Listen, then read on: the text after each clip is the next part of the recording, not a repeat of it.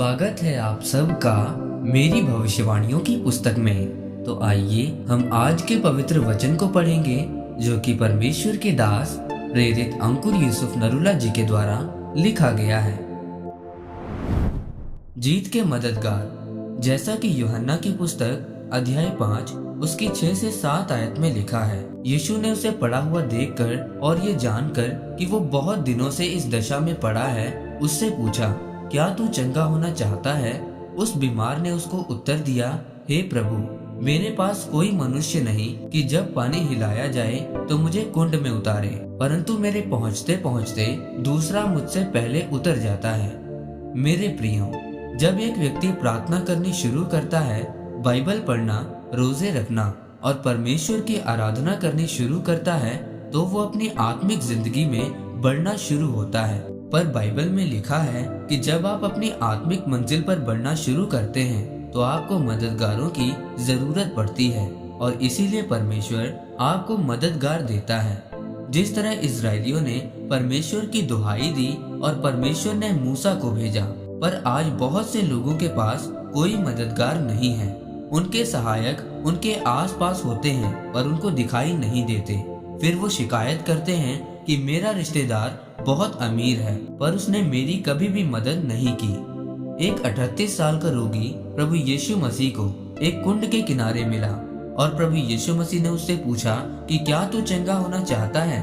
उस रोगी ने कहा कि मेरे पास कोई सहायक नहीं है कि जब स्वर्गदूत इस कुंड के पानी को हिलाए तो वो मुझे कुंड में उतारे और मैं चंगा हो जाऊं। उसके पास कोई भी मददगार नहीं था और मददगार ना होना एक बहुत बड़ी समस्या है। बाइबल में लिखा है कि हाय उस व्यक्ति पर जो अकेला है। उस 38 साल के रोगी के जीवन में कोई भी मददगार ना होने का और उसके बीमार होने का कारण उसका पाप था, क्योंकि जब वो चंगा होकर प्रभु यीशु मसीह को परमेश्वर के मंदिर में मिला तो उसने प्रभु यीशु मसीह से पूछा कि परमेश्वर, अब मुझे बता कि मैं क्या करूं। तब प्रभु यीशु मसीह ने कहा कि फिर से पाप मत करना, कहीं ऐसा ना हो कि इससे भी भारी मुसीबत तुझ पर आए। इसका मतलब है कि पहले उसके जीवन में पाप था। बाइबल में लिखा है कि जब दाऊद लड़ने के लिए गया तो उसके पीछे से दुश्मनों ने आकर उसकी पत्नियां, बच्चे और उसके साथियों का सारा कुछ लूट कर ले गए। और जब दाऊद ने वापिस आकर ये सब कुछ देखा तो वो परमेश्वर के सामने रोया और परमेश्वर से पूछा कि परमेश्वर, क्या मैं उनका पीछा करूं?